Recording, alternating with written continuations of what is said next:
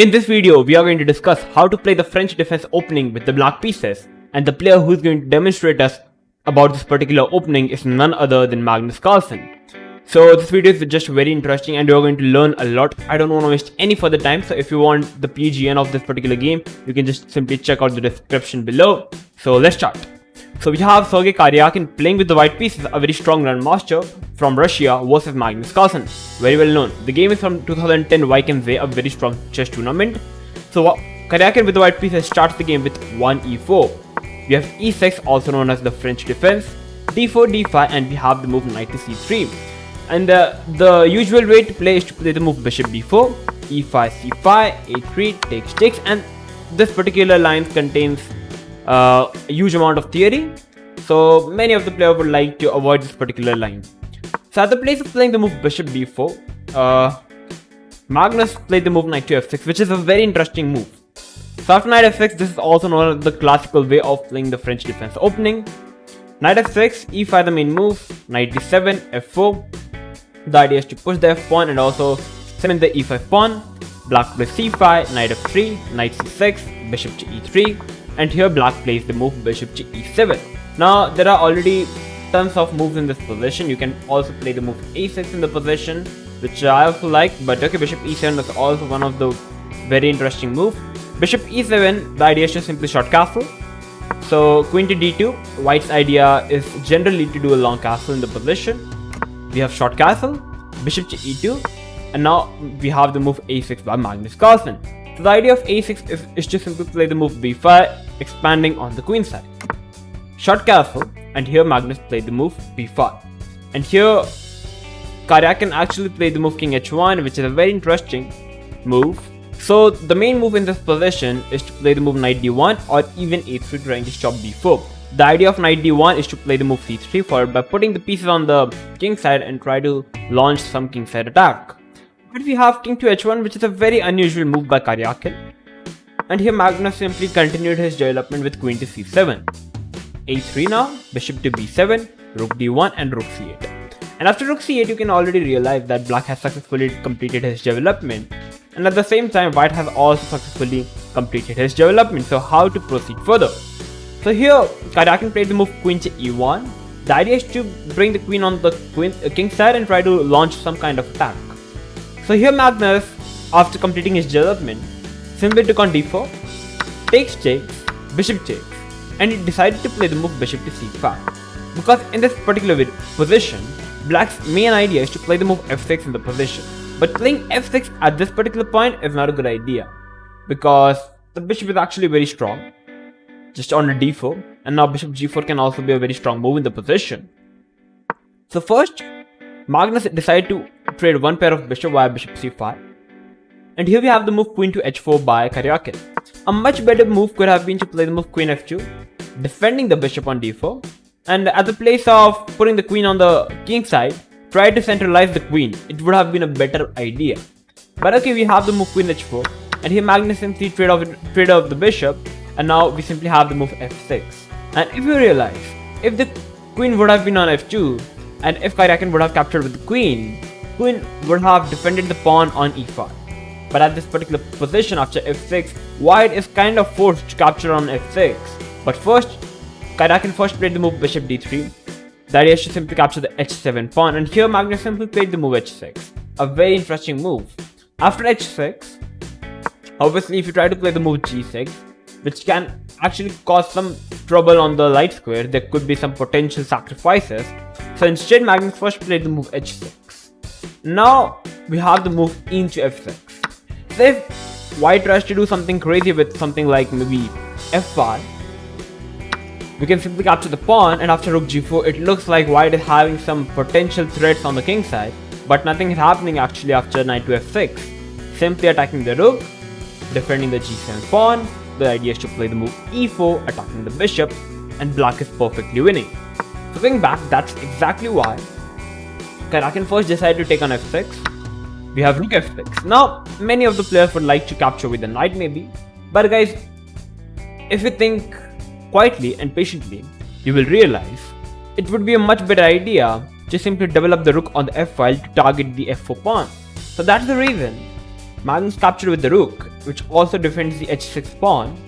So after rook to f6, we have the move f5, pushing up the pawn, trying to open up the position, trying to launch a kingside attack.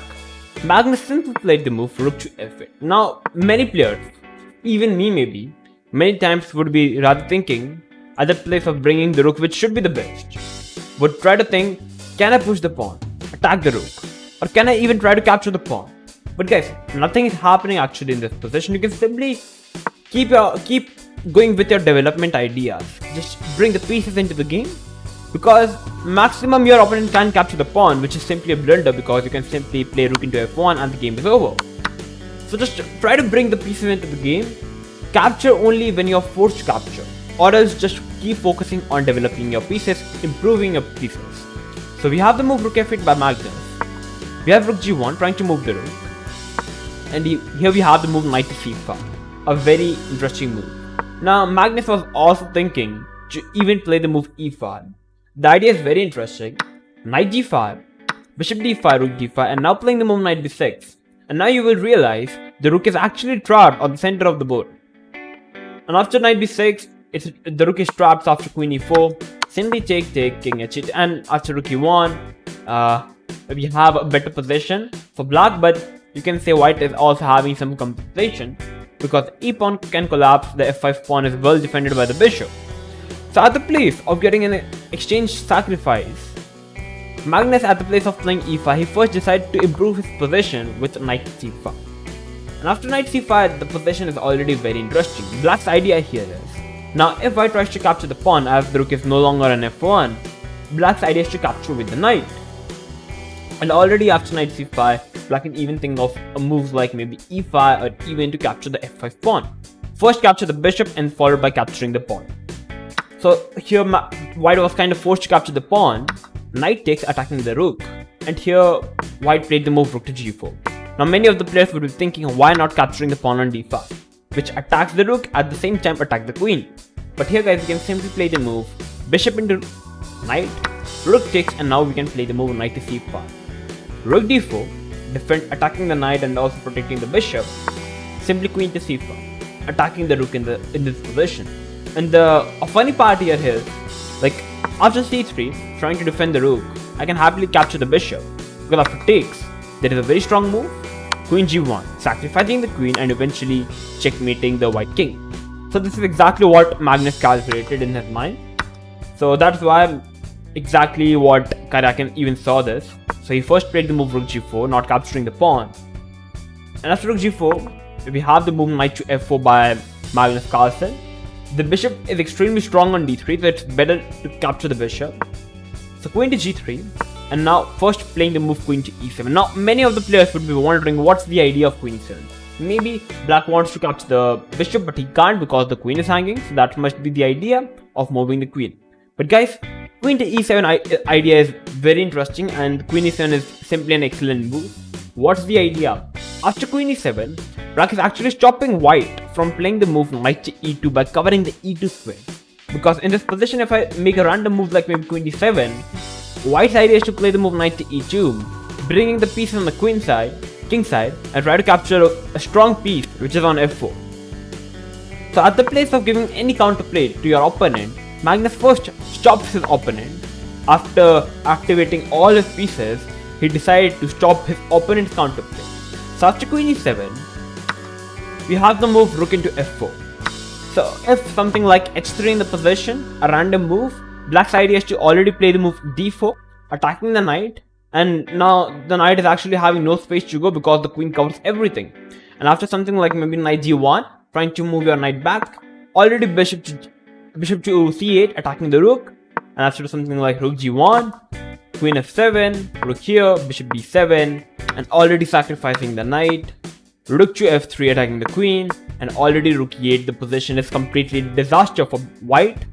Black's idea is to simply play rook e1 check, followed by queen c7 check, and the game is over. So that's exactly why this is the idea of Magnus Carlsen. So at the place of h3, we have the move rook into f4. Karakin was pretty annoyed with this position, so he decided to sacrifice an exchange. Rook takes, and now we have the move knight to e2. So if white tries to play something like queen g6, trying to make us see ghost of queen h7, we can happily play rook f6, queen h7, king f7, and nothing's happening. The queen is actually trapped. It's a funny thing. So that's why knight to e2, attacking the rook, and here Magnus simply played the move rook to f1. He already knows that he's having a material advantage here in exchange up, so why not just trade off the pieces? We have knight to d4, trading off the rooks, playing the move rook e8, and now finally trading off even the queens. And now this position is completely winning for Magnus Carlsen, and as he's known as the endgame master, we can just learn some tricks from him. So in this position, how can you try to continue the position? Because you are having already a material advantage. So you will realize the bishop on b7 is not doing much, so it's better to put the bishop at an active square. So first Magnus put the bishop to g4, which is the best square for the bishop, which covers all the light squares that can be helpful in the future. We have the move now expanding on the king side, g5, takes, and now the d5 pawn is hanging, so at the place of defending with the rook, he first played the move king e5, activating his king, centralizing his king. So he's having more space because his king is much more activated, his pieces are optimally placed, and he's perfect. So after something like bishop c2, he gave a check now, and now he simply played the move bishop to d7 back. What's the idea? After king f6, he wants to play the move g4, getting more space advantage, and now simply defending the pawn, bishop c2, and now simply playing the move e5. So after gaining maximum space on the king side, now his idea is to get the maximum space on the queen side as well. So he pushed the pawn to a5, and now playing the move even king e4 further, just grabbing more space, and that's it. It's completely a resignable position.